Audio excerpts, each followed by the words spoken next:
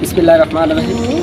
বৈষম্য বিরোধী ছাত্র আন্দোলনের সাথে সংহতি জানিয়ে আমরা প্রবাসীরা উদ্যোগ নিয়েছি রেমিটেন্স শাটডাউন।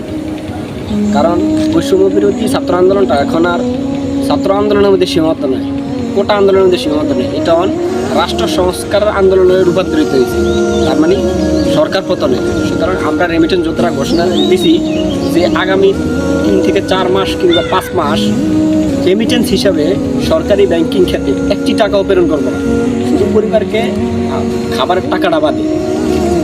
কারণ এই সরকারকে চাপে ফেলার এই একটাই সুবর্ণ সুযোগ, সরকারকে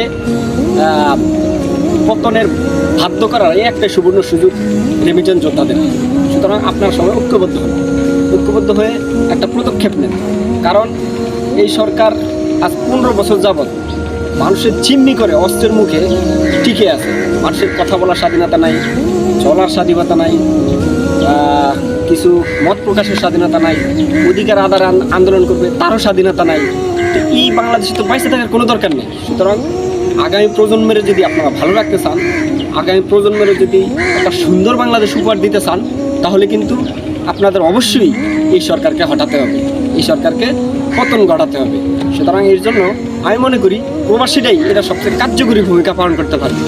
সুতরাং এর অত্যন্ত দুঃখের বিষয় যে মানে মানুষ হুন্ডির মাধ্যমে টাকা পাঠায়, ঠিক আছে, কিন্তু কিছু কিছু হুন্ডি ব্যবসায়ীরা এই টাকাটারে বাংলাদেশে রেমিটেন্স হিসাবে প্রেরণ করে, যা অত্যন্ত দুঃখের বিষয়, যেটা আসলে কখনো কাম্য করিনি। সুতরাং আপনারা হুন্ডিতে টাকা পাঠানোর ক্ষেত্রে খুব সাবধানতা অবলম্বন করবেন।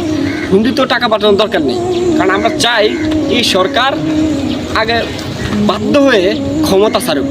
কারণ আমরা আগামীর সুন্দর একটা বাংলাদেশ গড়তে চাই, আগামীর সুন্দর সমৃদ্ধ বাংলাদেশ গড়তে চাই। কারণ আমাদের এই রেমিটেন্সের টাকায় ওরা অস্ত্র কিনে, বুলেট কিনে আমাদের সন্তানদের বুকি আবার ফায়ার করে। সুতরাং এটা কোনো অবস্থায় মেনে নেওয়া যায় না।